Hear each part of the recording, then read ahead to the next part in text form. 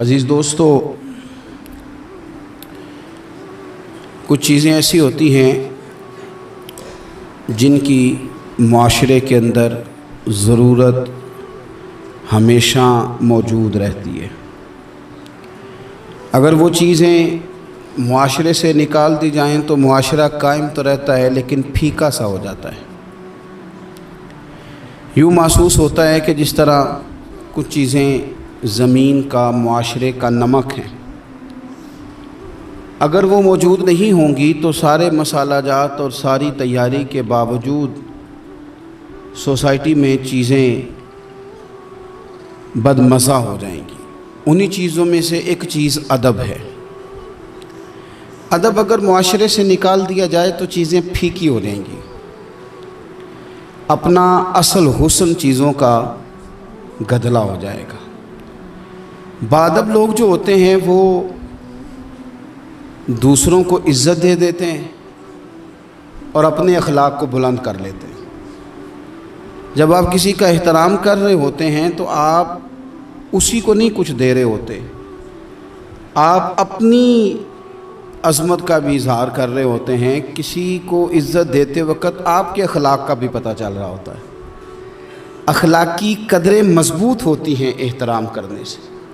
مذہب اسلام اتنا سونا ہے، اتنا پیارا ہے، یہ دین اتنا ٹھنڈا اور اتنا میٹھا ہے کہ دھرتی کے سارے حسن سمیٹ کر اگر ایک لفظ بنایا جائے تو وہ دین اسلام بنتا ہے۔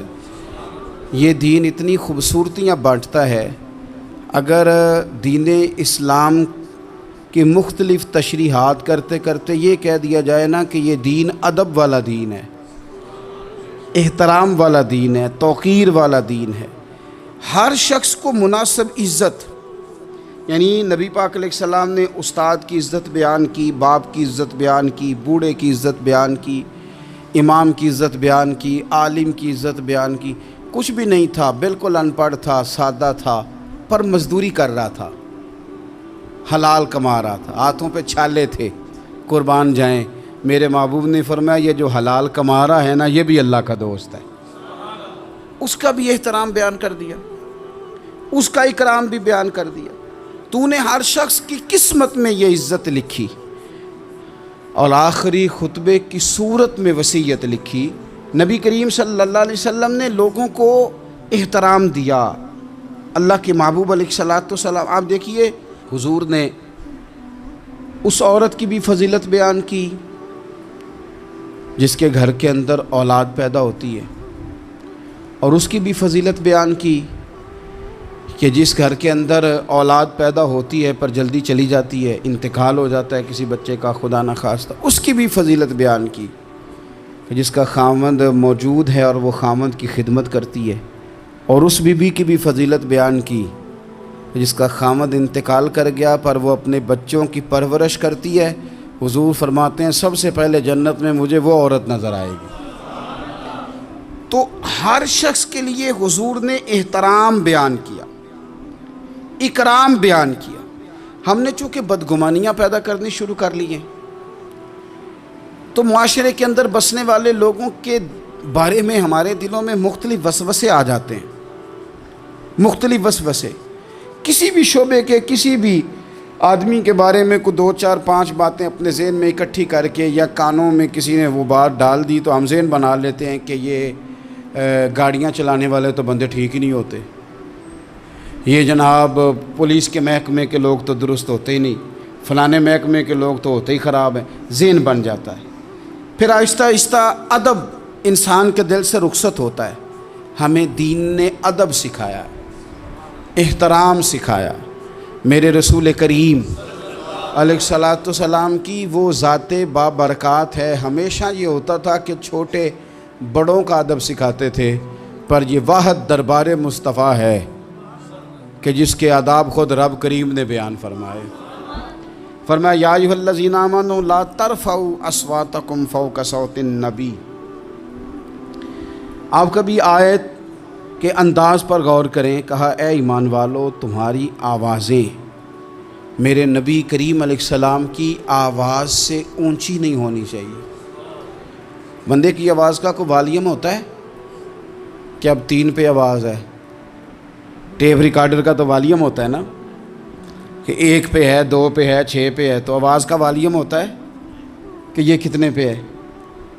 آواز تولی جا سکتی ہے کہ میری آواز کا وزن اس وقت 1.5 پاؤ ہے، آدھا کلو ہے، 5 چٹانک ہے، کوئی ہوتا ہے وزن؟ لیکن ہمیں بتایا گیا کہ بالکل وزن نہیں ہوتا، تولی نہیں جا سکتی، ماپی نہیں جا سکتی، پرکھی نہیں جا سکتی.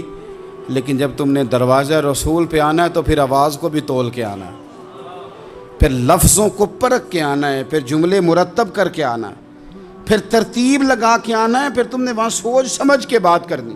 عزیز بھائی، ادب، احترام، اکرام، ہم نے نا احترام دینا چھوڑ دیا ہے، تنقید کرنی شروع کر دی. اور باقاعدہ بعض لوگوں نے بے ادبی کے کلچر پرموٹ کیے ہیں. انہوں نے جدوجہد کی ہے لوگوں کو بے ادب کر. چھوڑو جی، پتہ ہے مجھے فلانے کا بھی، چھوڑو میں جانتا ہوں سارا مایا کا چکر ہے، چھوڑو. مجھے تو کئی دفعہ بڑا ہی غصہ آتا ہے بعض چیزوں پہ. مسافر ہوں تو سفر کرتا رہتا ہوں، ایک ٹرک والے نے نا پیچھے لکھا ہوتا سب مایا ہے. تو چائے پینے کے لیے رکے ہم ایک ہوٹل پہ، تو اتفاق سے وہ بھی ٹرک سے اتر آیا چند منٹ کے بعد. تو میں نے اسے کہا کہ سب مایا ہے؟ کہنے لگا جی میں نے لکھوایا، واقعی سب مایا ہے، پیسوں کے بغیر کچھ بھی نہیں، سب مایا ہے. تو میں نے کہا آپ کے ابا نے جو آپ کے لیے محنت کی، اتنی مزدوریاں کی، پیسے لیے انہوں نے آپ سے؟ ماں نے جو دودھ پلایا تو پیسے لیے اس کے؟ کہنے لگا جی نہیں انہوں دی تے گل نہیں. تو میں کہ پھر انہوں دا لکھ ہی چھڑ کے ماں پہ انہوں کڈ کے مایا ہے. وہ کسی کا تو استثناء کر، کسی بندے کا ہی نام لے لے کہ نہیں فلانا ٹھیک ہے، تو نے تو لکھ دیا سب ہی مایا ہے، سب پیسے کا چکر. وہ کسی کو تو معافی دو، کوئی تو بندہ ٹھیک ہو تمہاری نظر میں، کوئی بھی صحیح نہیں. اس طرح کیسے ہو سکتا ہے؟ تم کہتے ہو کوئی ٹھیک نہیں، اور بنانے والا کہتا ہے لقد خلقنا الانسان فی احسن تقویم، میں نے بنائی بڑے سونے ہیں، تمہیں ٹھیک کوئی نہیں لگتا. بنانے والا کہتا ہے میری تقویم ہی بڑی اعلیٰ ہے، میں نے بڑے سونے بنائے ہیں، تم دیکھو تو صحیح، انسان میرا شاہکار ہے. اب آپ دیکھیں کہ جب آپ ذہن بنا لیں گے کہ دنیا غلط ہے تو بے ادبی کریں گے، لیکن اگر ذہن بنائیں گے کہ یہ مخلوق ہے اور بنائی ہے میرے رب نے، اور بڑی سونی کر کے بنائی، اور بڑی حسین کر کے بنائی، اور بڑی اعلیٰ کر کے بنائی. الذی خلقک فسواک فعدلک فی ای صورت ما شاء رکبک. وہ کہتا ہے جیسی صورتیں میں نے چاہی نا ویسی میں نے بنائی. یہ تیرا چہرہ نہیں ہے، یہ تو رب کی چاہت ہے، یہ تو رب کی چاہت ہے، اللہ کی چاہت ہے. تو جو ہے تو احترام ہی نہیں کر رہا. احترام کریں، اپنے بڑوں کو عزت دیں اور سب کو احترام دیں. نبی پاک علیہ السلام نے فرمایا عالم کو علم کی وجہ سے، بزرگ کو عمر کی وجہ سے، اور اپنے حکمران کو عہدے کی وجہ سے عزت دیا کرو. ان کو احترام دو. آپ ہر شخص کا اس کے منصب کے لحاظ سے دیکھیں. ایک ہوتا ہے باتیں کرنا، باتیں کرنے میں بھی کوشش کریں پہلے کسی بزرگ کی سنیں، کسی بڑے کی سنیں. یہ ضروری نہیں کہ بزرگ پڑھا لکھا ہی ہو. کئی دفعہ یہ بھی ہوتا ہے کہ والد صاحب ان پڑھ ہیں، بیٹا انجینئر ہو گیا ہے. اب کوئی بندہ رشتہ دار تھا، اس نے مشورہ مانگا ہے کہ میں نے یہ مکان بنانا ہے، چھت ڈالنا ہے، تو میں 10 فٹ پہ ڈال لوں یا 14 فٹ پہ ڈالوں. تو والد صاحب مشورہ دینے لگے تھے، تو اگر بیٹا بول پڑے کہ ابا جی آپ تو پڑھے نہیں، میں تو انجینئر ہوں، آپ چپ کر جائیں، تو میرے خیال میں یہ اس کی بے ادبی ہے. اس کو چاہیے تھا والد صاحب کو بات کر لینے دیتا، اور بات کر لینے دینے کے بعد پھر وہ کہتا کہ جناب آپ بھی ٹھیک کہہ رہے ہوں گے تجربے کی روشنی میں، پر جو میں نے پڑھا ہے اور جو میں نے سیکھا ہے اور جو میرے سمجھ میں آیا ہے وہ یہ ہے. کچھ لوگ زیادہ سمجھدار ہیں، وہ بولنے نہیں دیتے، وہ ساری باتیں کر جاتے ہیں، خود ہی سب کچھ بیان کر جاتے ہیں. سوال بھی اپنا، جواب بھی ان کا اپنا، معاشرہ پڑھا بھی انہوں نے سارا ہی ہے، سمجھ بھی انہیں ساری ہے، یعنی ساری بات ہی خود سنا کے وہ کہتے ہیں جی ویسے ہمیں پتہ تو ہے، ہونا تو یہی ہے، پتہ تو ہمیں ہے ہوتا کیا ہے، لیکن چلے آئے ہیں تو آپ بھی کچھ بتا دیں. تو کئی دفعہ دل کرتا ہے کہ بندہ ان سے کہ میاں جب سارا پتہ ہی ہے تو پھر فیصلہ بھی لے لینا چاہیے تھا، پھر آپ کو کوئی ڈیسیژن کر لینا چاہیے تھا، پھر کہیں آنے جانے کی ضرورت کیا تھی؟ یہ چیزیں انسان کو اخلاقی کمزوری میں مبتلا کرتی ہیں۔ میرے نبی پاک صلی اللہ علیہ وسلم دیکھیے سمجھاتے کس طرح سے ہیں۔ 3 صحابی حضور کی بارگاہ میں حاضر ہوئے، حضرت سیدنا مہیثہ بن مسعود، حضرت خویصہ بن مسعود، حضرت عبد الرحمن بن سہل۔ حضرت عبد الرحمن بن سہل جو تھے وہ ان سب سے نا عمر میں چھوٹے تھے، یہ 2 بڑے تھے۔ تو عبد الرحمن بن سہل تھے چھوٹے، پر انہوں نے بات پہلے کرنی شروع کر دی، اور جب وہ بات پہلے گفتگو شروع کر رہے تھے اور گفتگو بڑھ کے کرنا چاہ رہے تھے، آگے بڑھ رہے تھے، خیال کر رہے تھے کہ مجھے بات پہلے کرنی چاہیے، اب بات ہی کرنی تھی نا، کوئی حرج نہیں ہے پہلے چھوٹا کر لے، کوئی مسئلہ۔ اگر آپ دوسرے نقطہ نظر سے دیکھیں گے تو کوئی حرج تو نہیں، ٹھیک ہے پہلے چھوٹا بات سنا لے۔ بہو نہیں بولنے دیتی کئی دفعہ، وہ کہتے پہلے میری سنو، داماد نہیں بولنے دیتا، اس کی مرضی ہے، بچے بیٹے نہیں بولنے دیتے، وہ کہتے ہیں ابا جی آپ تو تھے ہی نہیں، ہمیں زیادہ پتہ ہے، بول پڑتے ہیں، کیا کیا جائے۔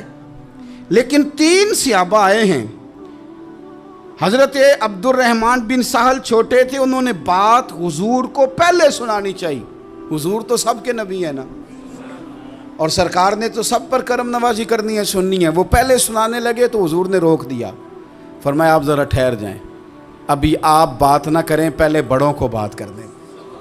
یہ تعلیم بیان فرمائی کہ گفتگو میں بڑوں کو پہلے موقع دیا جائے گا، بڑے کیا کہتے ہیں ان کی بات پہلے سنی جائے گی، ان سے پہلے پوچھا جائے گا کہ معاملہ کیا ہے۔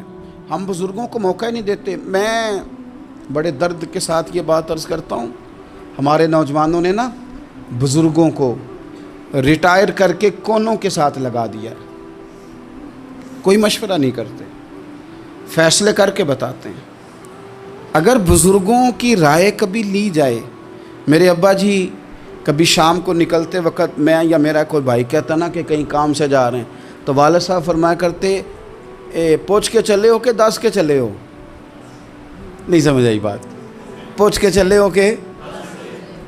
تو وہ پوچھتے ابا جی یہ پوچھ کے 10 کے دا کی فرق ہے؟ تو والد صاحب فرماتے کہ پوچھ کے جانے دا مطلب ہے کہ جے تسی اجازت دیندے ہو تے جائیے۔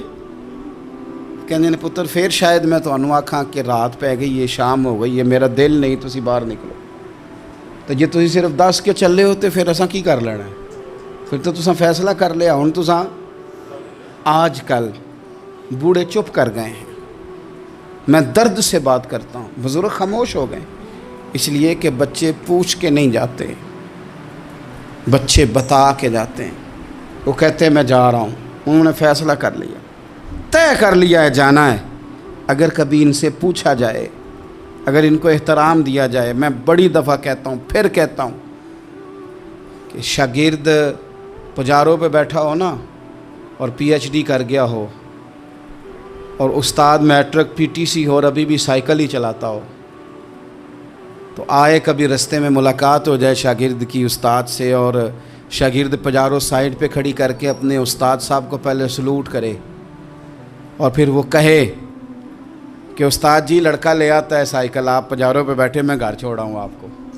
استاد صاحب نے جانا بعد میں سائیکل پہ ہی ہے، ان کا نہیں بیٹا اللہ تیرا بھلا کرے، اللہ تجھے اور لمبی عمر دے، اللہ تجھے اور ترقیاں دے، اس نے سائیکل پہ ہی دوبارہ بیٹھنا ہے۔ لیکن جب وہ استاد دوبارہ سائیکل پہ بیٹھتا ہے تو اسے یوں محسوس ہوتا ہے کہ میرا سائیکل پجاروں سے مہنگا ہے، کیونکہ پجاروں تو سلوٹ کرتی ہے میرے سائیکل کو۔ لیکن کبھی غریب استاد کے قریب سے امیر شاگرد گزر جائے تو تکلیف ضرور ہوتی ہے کہ یار تو میرے پاس سامنے پھٹی پہ بیٹھ کے پڑھتا تھا اور آج تو کہاں پہنچ گیا ہے۔ جب ہم احترام کرتے ہیں تو سوسائٹی میں قدریں بڑھتی ہیں یار۔ لوگوں کو کیا مثلاً فرق پڑے گا اگر آپ اماں کو راضی کر لیں؟ کیا ہوگا؟ ماں بیچاری کی ساری زندگی پردے ڈالتے بیت گئی، ابا نے آ کے پوچھا کہاں گیا وہ کہتی ادھر ہی تھا، مجھے بتا کے کہ ابھی آ جائے گا، وہ مجھے کہہ گیا تھا کہ میں نہیں ادھر ہی تھا، کچھ بھی نہیں، ایسی کوئی بات ہی نہیں۔ ساری زندگی پردے ڈالتے بیت گئی۔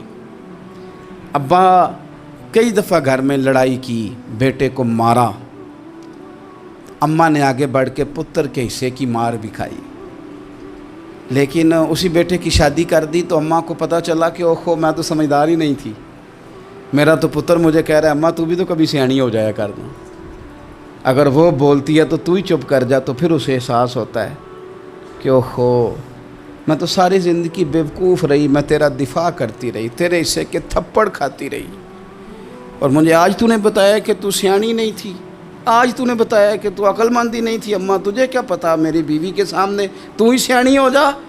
وہ ٹوٹ جاتی ہے، بکھر جاتی ہے، وہ کبھی پلٹ کے دیکھتی ہے تو اسے بڑے سارے زخم تازے ہو کے دکھائی دیتے ہیں، وہ یار میں ہی سیانی نہیں تھی۔ سنو نا، امام حسن رضی اللہ تعالیٰ عنہ فرماتے ہیں، امام حسن نے کوئی لمبا وقت نہیں اپنی والدہ کے ساتھ گزارا، چھوٹے تھے تو سیدہ فاطمہ الزہرا رضی اللہ تعالیٰ عنہ وصال کر گئیں، پر شیر خدا کے پتر کی بات دیکھیں۔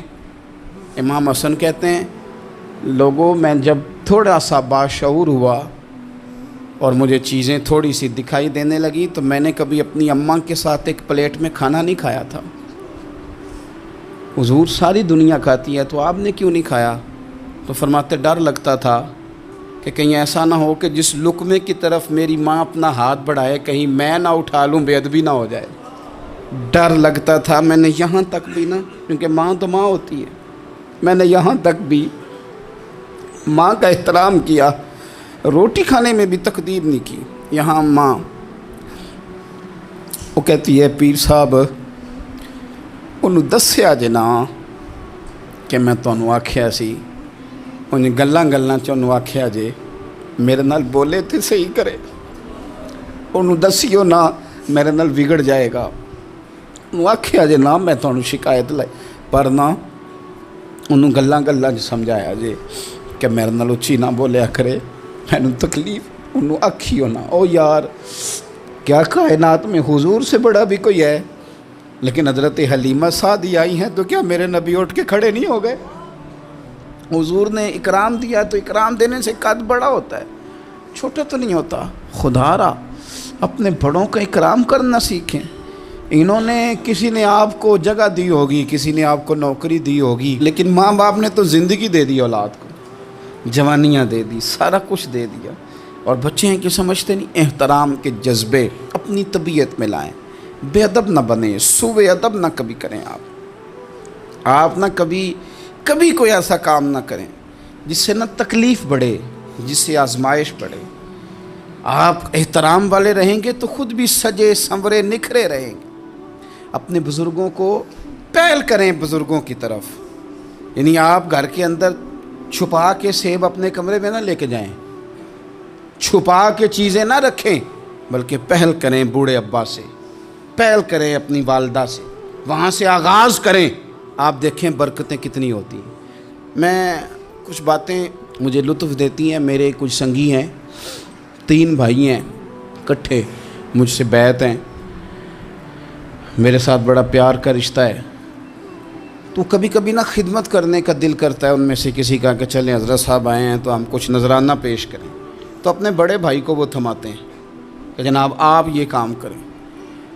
اللہ تعالیٰ کا شکر ہے میری جیب کم ہی خالی رہتی ہے، اس کا فضل رہتا ہے، لیکن وہ پیسے لینے سے زیادہ یا تحفہ لینے سے زیادہ یا پھول پکڑنے سے زیادہ اس بات کی مجھے خوشی ہوتی ہے کہ کتنے نرالے ہیں، بڑے کو آگے لگاتے ہیں تو برکت تو حاصل کرتے ہیں، اس لیے کہ برکتیں ہمیشہ بڑوں سے ہوتی ہیں، بڑوں سے ہمیشہ برکتیں، یہ پھول کا تحفہ بڑے بھائی کو دے کے جب آگے کیا جاتا ہے تو میرے دل کو اچھا لگتا ہے، مجھے قرار آتا ہے کہ یار یہ لہجہ ٹھیک ہے، یہ انداز یہ ٹھیک ہے۔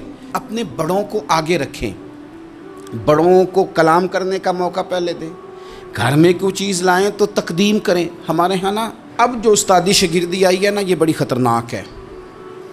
ہمارے ایک قاری صاحب تھے، ایک مدرسے میں پڑھاتے تھے، بڑا مارا کرتے تھے، اور میں انہیں مذاق بھی کرتا تھا، کبھی کبھی عذرائے محبت مزاح کرتا تھا۔ میں ان سے کہتا تھا قاری صاحب آپ شاید مار کھا کے پڑھیں اس لیے بچوں سے بدلہ لیتے ہیں۔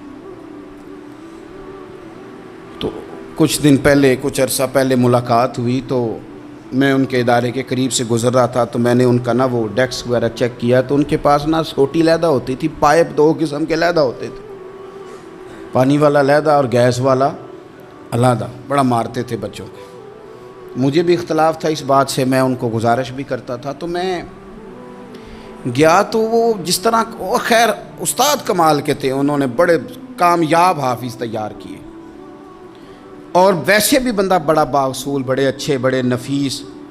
میں نے ان سے کہا کہ وہ خیر ہے، مطلب چھوٹیاں چھوٹیاں کدھر گئیں آپ کی؟ کہنے لگے حضرت صاحب نہ شاگرد رہے، نہ استاد رہے، نہ وہ ماں باپ رہے۔ کہنے لگے پتہ نہیں 2-4 سالوں میں کیا ہوا ہے۔ تو میں نے کہا آپ کو تو کوئی منع کاری نہیں، میں نے کئی دفعہ سمجھایا تھا، آپ باز نہیں آتے۔ کہتے تھے اب آ گیا ہوں، اس لیے کہ ایک کو چھڑی مار رہے ہوتے ہیں تو دوسرا ساتھ ویڈیو بنا رہا ہوتا ہے۔ پہلے طالب علم اس طرح کی توہین کا رویہ استادوں کے ساتھ نہیں کرتے تھے، وہ کہتے تھے جیسے بھی ہے فیض استاد سے لینا ہے۔ اب آپ ذرا گھور کے دیکھیں تو کہتے ہیں لاؤ کتابیں، جا رہا ہوں بڑے مدرسے، بڑے کالج، بڑے اسکول۔ میں نے اپنی زندگی میں دیکھا کہ ہمارے بڑے کہتے تھے، کبھی گھر کے بتاتے نا استاد جی نے مارا ہے، تو کہتے تھے کسی غلطی سے مارا ہوگا، اور اس طرح کے سخت لفظ بولتے تھے کہ ہمیں لگتا تھا کہ ہمارے بزرگ ہمارے ساتھ زیادتی کر رہے ہیں۔ وہ کہتے تھے کہ مینوں ہڈیاں چاہیے نے پڑھیا ہوئے، یہ لفظ کہتے تھے میرے ابا جی میری اماں، ہڈیاں دیا جے سانوں پر دیا جے پڑھیا۔ اب کیا ماحول ہے، ڈر آتا ہے، بچے گھورتے ہیں۔ ان کی اماں آ کے کہتی ہے تو 8,000 کا مولوی ہے، میرا 1.25 کروڑ کا بچہ ہے، تیری طاقت کیسی ہوئی چودھری کے بچے کو ہاتھ لگانے کی؟ اتنی تیری جرت کہ تم نے میرے بیٹے کو ہاتھ لگایا ہے؟ کروں گی نا کل بندے اکٹھے تیری کراؤں گی چھوٹی مسجد سے، تو اتنی تیری طاقت کہ تو میرے بچے کو مارے۔ ہم نے نا پرموٹ کی چیزیں، پرموٹ۔ حضرت خواجہ حسن بصری رحمۃ اللہ علیہ فرمایا کرتے تھے ادب نہ ہو تو علم آ ہی نہیں سکتا، اس لیے کہ کتابیں رہنمائی کرتی ہیں، کتابوں کی ترجمانی تو استاد نے کرنی ہے۔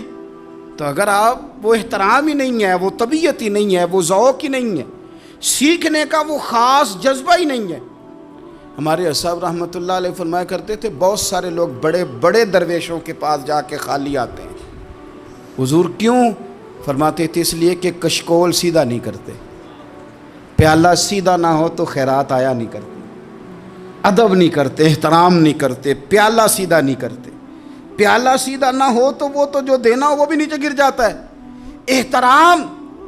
ایک شخص نے نا حضرت سیدنا امیر معاویہ رضی اللہ تعالیٰ عنہ سے کہا کہ میں نے زیارت کرنی ہے حضرت امام حسین رضی اللہ تعالیٰ عنہ کی، مدینہ شریف جا رہا ہوں، میں نے ان کو پہلے دیکھا نہیں ہوا، تو مجھے بتائیے امام علی مقام رضی اللہ تعالیٰ عنہ کو میں کیسے پہچانوں گا؟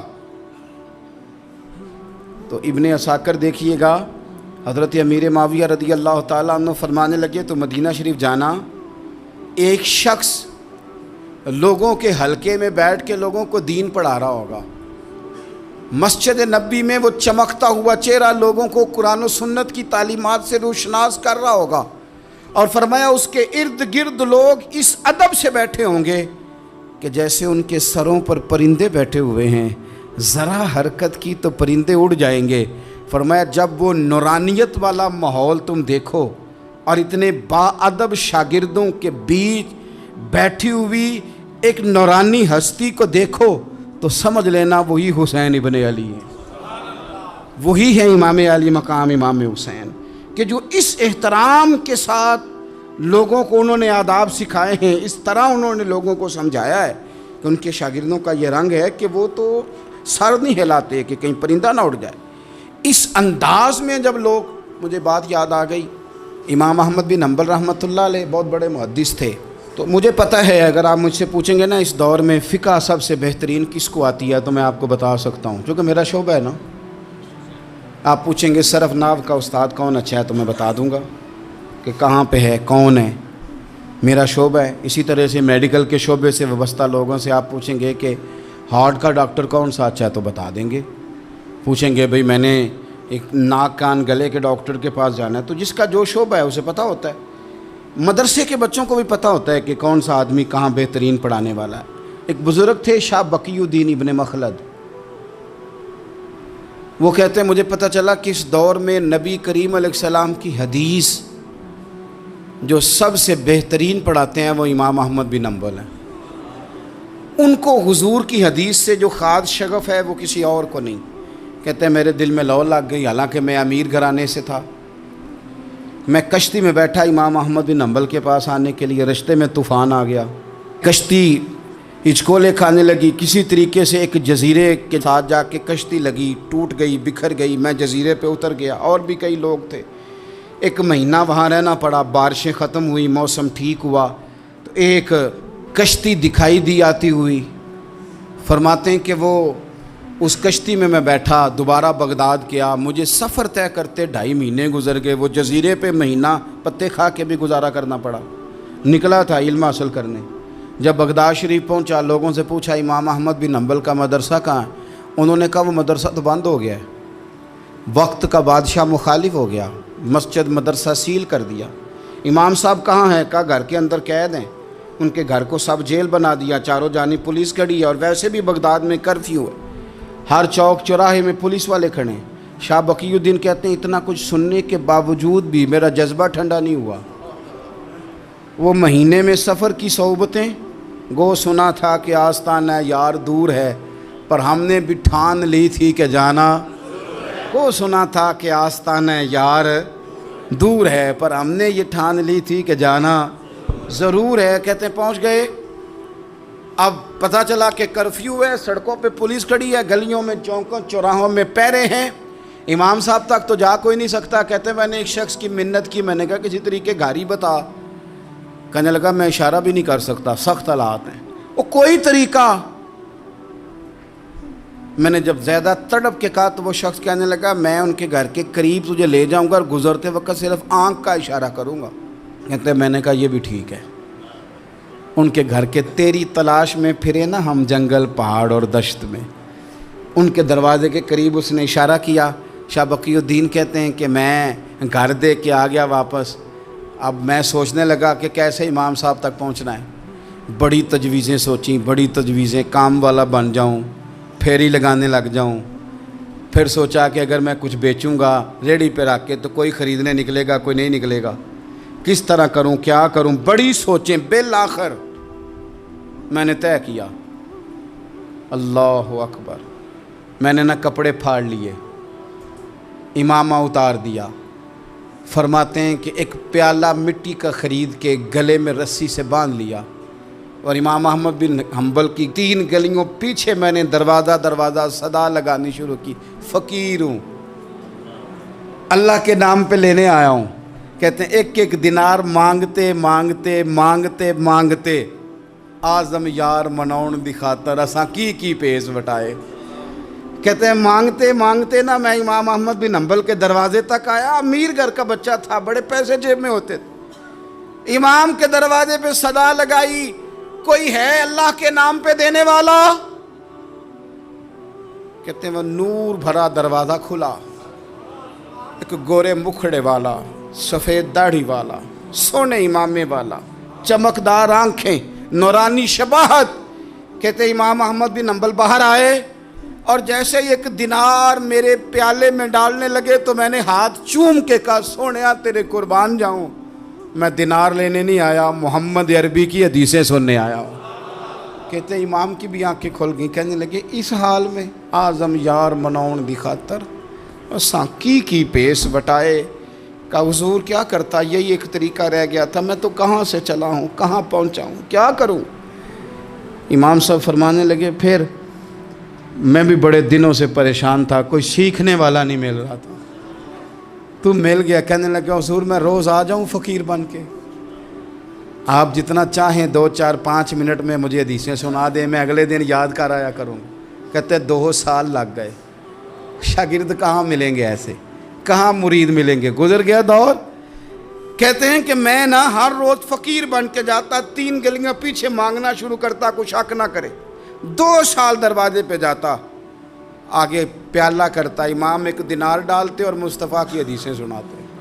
کہتے ہیں حالات بدل گئے، 2 سال کے بعد حکومت بدل گئی، امام کا مدرسہ بحال ہو گیا، رش ہو گیا، بادشاہ بڑا عقیدت مند تھا، جو نیا آیا اس نے بڑا کر کے ادارہ بنا کے دیا، جس دن میں گیا تو رش لگا ہوا تھا۔ کہتے ہیں حالات بدلے تو ہم نے بھی کپڑے بدلے، ہم نے بھی دوبارہ سے دستار باندھی، اور کہتے ہیں بڑے لوگ بیٹھے ہوئے تھے، میں جب داخل ہوا نا تو امام اٹھ کے کھڑے ہوئے، آپ فرمانے لگے پتر ادھر آ، تو آگے آ کے بیٹھ، لوگ دین سیکھنے آتے ہیں، تو فقیر بن کے مانگنے آیا تھا، اور میں بھی باقیوں کو پڑھایا کرتا تھا، تجھے میں دیا کرتا تھا، اور اب باقی پڑھا کریں گے، تجھے دیا جائے گا، اور آج تجھے سینے سے نکال کے دیا کروں گا۔ زمانے بدل گئے، حالات بدل گئے، وہ شخص چلا گیا، کون حکمران تھا کون نہیں تھا، لیکن استاد شاگرد کے ادب کی داستان قیامت تک باقی رہے گی۔ یہ قیامت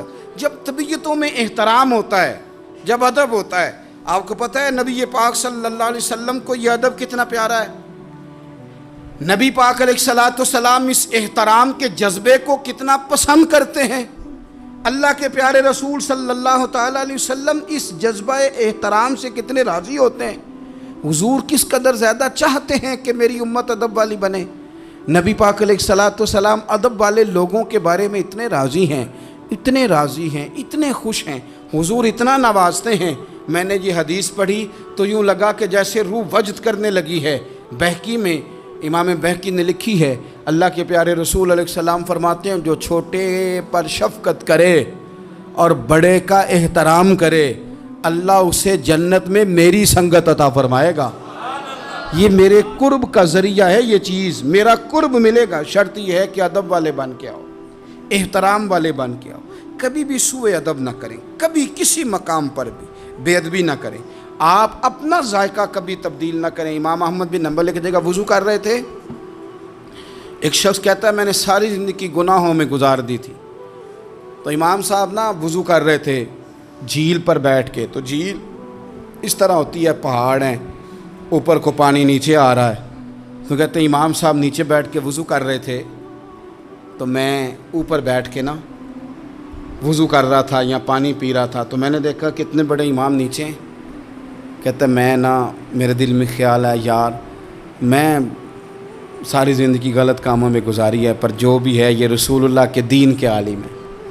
کہتے ہیں وہ حضور کے دین کی عزت کرنے کے لیے میں اوپر سے اٹھا آ کے نا، تو میں تھوڑا پیچھے جا کے نیچے بیٹھ گیا، جو میری حاجت تھی، پانی پینا تھا یا منہ دھونا تھا، میں وہ کرنے لگا۔ کہتے ہیں امام صاحب نے پھر یوں نظر میری طرف دیکھی، پتہ نہیں انہوں نے کیا دعا دی کہ رب نے مجھے توبہ کی توفیق عطا فرما دی۔ میں اللہ کے فضل سے اللہ نے میرا دل موڑ دیا، اور میں رب کریم کی بارگاہ کی جانب میری توجہ ہو گئی، خدا نے مجھے اس ادب کی برکت سے اپنی بارگاہ کی طرف اللہ تبارک و تعالیٰ نے مجھے موڑ لیا۔ بے ادبی تو بندے کو کفر تک لے جاتی ہے، بے ادبی تو کفر تک لے جاتی ہے۔ اگر بندہ بے ادب ہوتا ہوتا اللہ رسول کی بے ادبی تک پہنچ جائے تو دور نکل گیا، لیکن یہاں باقاعدہ بے ادبی کو پروموٹ کیا جا رہا ہے۔ کبھی بھی بے ادب نہ بنے، ادب والے رہیں، ادب والے بن کے جئیں، ادب والے بن کے دنیا سے جائیں۔ وہ درویش نے کہا تھا کہ بے ادباں مقصود نہ حاصل، نہ درگاہ ٹوئی، بانج ادب دے محمد بخشا، توڑ نہیں چڑھیا کوئی۔ آخر دعوایا ان الحمدللہ رب العالمین۔